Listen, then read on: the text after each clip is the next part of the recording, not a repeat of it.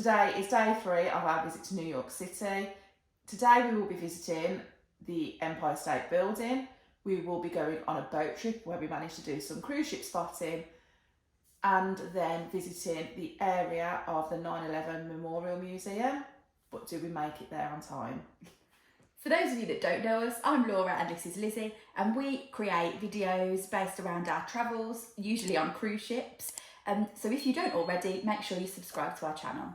This morning we met with our parents and our brother in the lobby area of the hotel.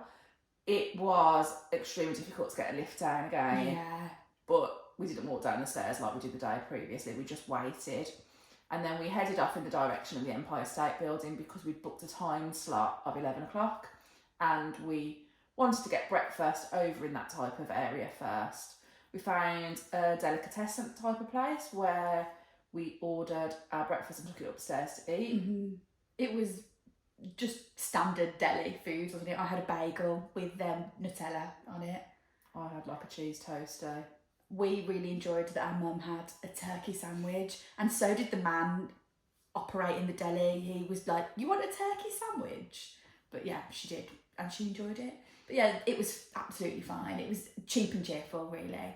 We also spotted some Cadbury's chocolate in there, so I bought a dairy milk. It didn't taste as good as at home.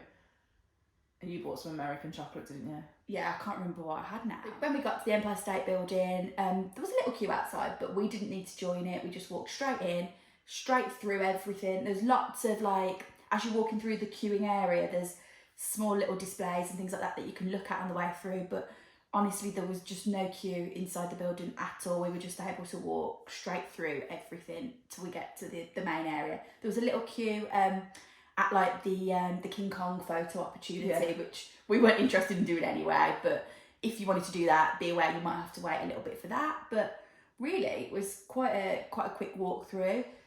There were queues once you got to the lifts, because obviously you can only fit so many people in a lift, but there were staff were rushing you through basically, so it moved really quickly. Yeah. And then we were up on the observation deck. Yeah, quite quickly. There was some good, the good thing about the Empire State Building is there's some interesting, in history as you're walking through, which is, Lizzie's fave. So as we walked up to get to the lift areas, there was lots to look at, lots to see. And then we went to the first level, and they were trying to encourage people to walk up the stairs for the observation deck, but we used the excuse of having our parents to wait for the lift. The views from the Empire State Building were as spectacular as you would imagine they are. It was obviously good fun, but trying to spot other buildings and working out what they were. We took a few photos up there. It was quite busy around there, but apparently nowhere near as busy as it can get up there. Yeah, we got spots easily to get in and take photos. It wasn't too overcrowded. We used our Go City passes again for the tickets for the Empire State Building. For this one, you had to pre-book it. The normal tickets are $44, so you can see that it's a good saving again that we're using the pass instead of paying separately for it, and it made it a really easy process. The next thing we had planned was a boat trip, and we headed down to Pier 83, which is where Circle Line Sightseeing operates from. Again, we could do this using our Go City passes. We hadn't actually planned which boat trip we were going to do. We just decided to walk down there and see which one was happening next, basically. And we were really lucky that the one that was coming up next was called Best of New York City.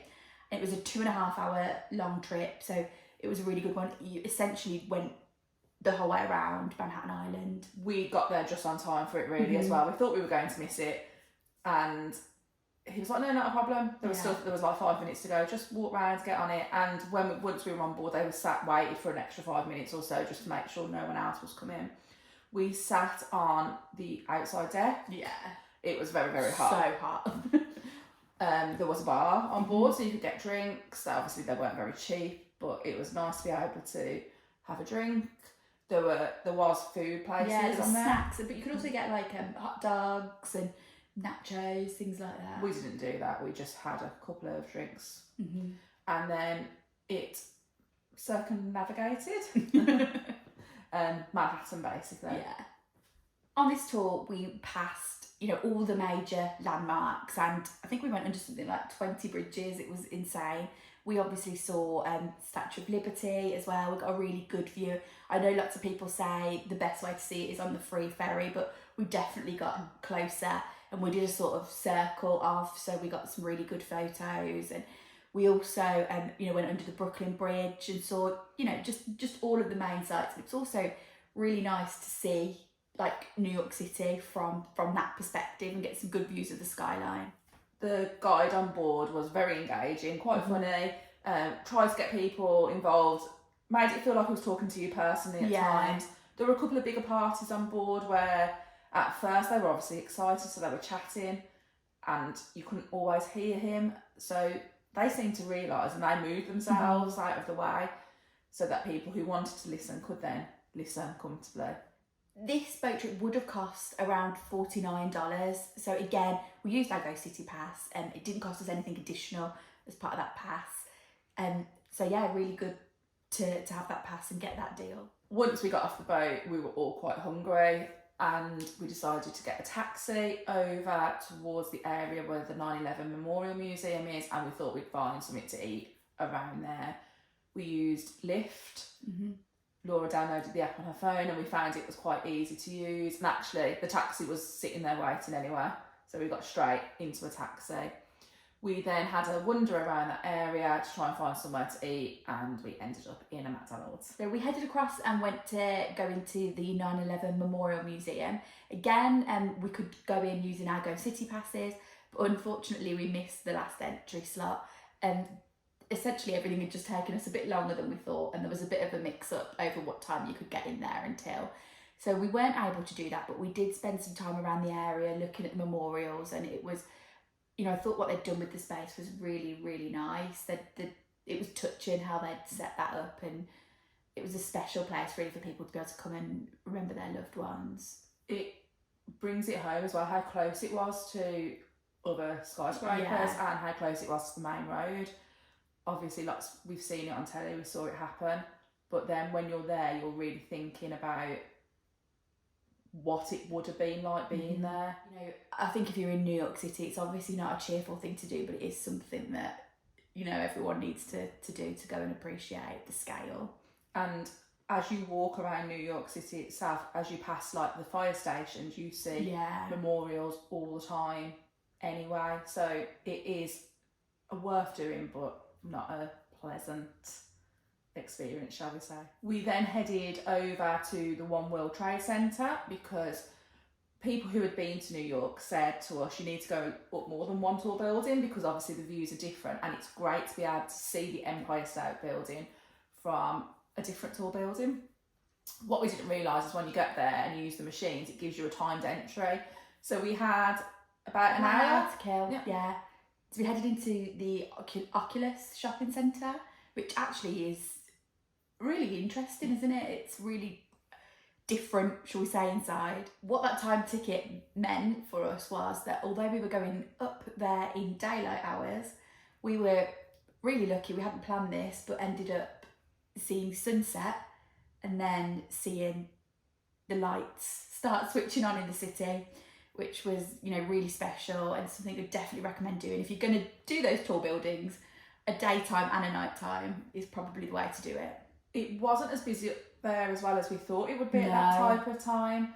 So again, we got spots right by the window where you could see. It was very efficient. There were no queues going through. Your ears do pop when you're going the lift up. And obviously you can do things up there like eat. Yeah, you can buy packages to sit and eat up there. Shop was quite nice to have a little browse around. And it was just quite special to be able to see sunset from there and then see nighttime. Yeah, something to be aware of though is it's a totally enclosed observation area, so it's all glass, there's no outside area, so you won't get any glare-free photos. So tickets for the One World Observatory are around $44. Again, we used our Go City Pass, really simple to use and very, very efficient. Because we were in the sort of financial district, we headed over to the Wall Street area just to take a look at the Raging Bull statue. We really wanted to do this just because Birmingham has a famous bull statue too, so we wanted to see which one was better. Birmingham's obvious. Yeah. There was actually a queue of people waiting to take photos, Yeah. so we didn't bother standing in that queue. We just took a photo from a distance. Yeah, stood over the other side of the road and waited until nobody was next to it while they were doing a swap over and just got a photo like that. And then we got into a taxi because we were quite far really now from our hotel. Yeah. It would have been a really long walk.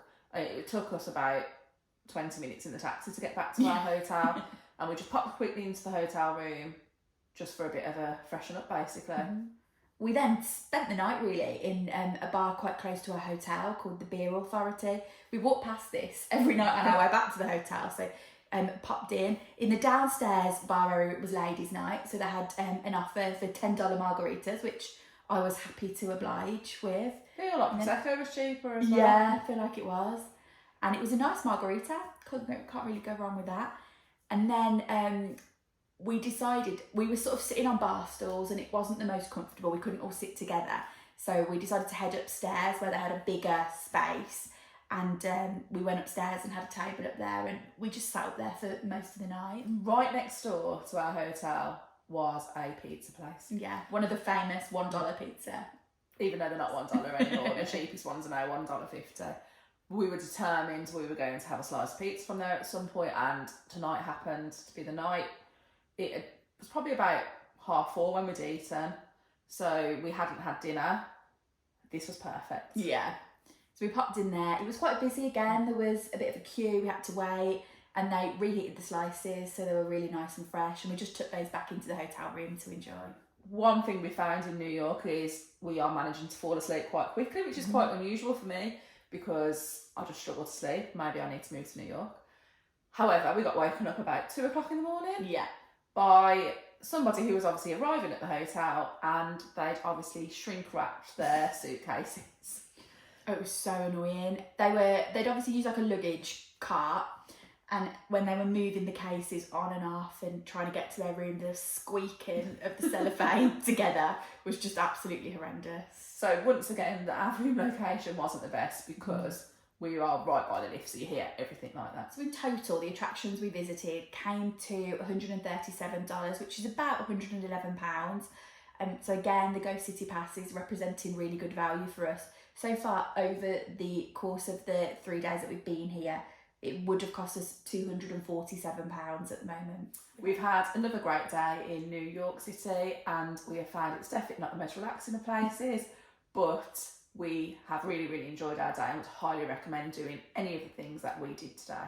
Thanks for watching. Don't forget to give this video a thumbs up if you've enjoyed it, and we'd also really appreciate it if you'd subscribe to our channel. You can also follow us on social media. We're Sisters on the Seas.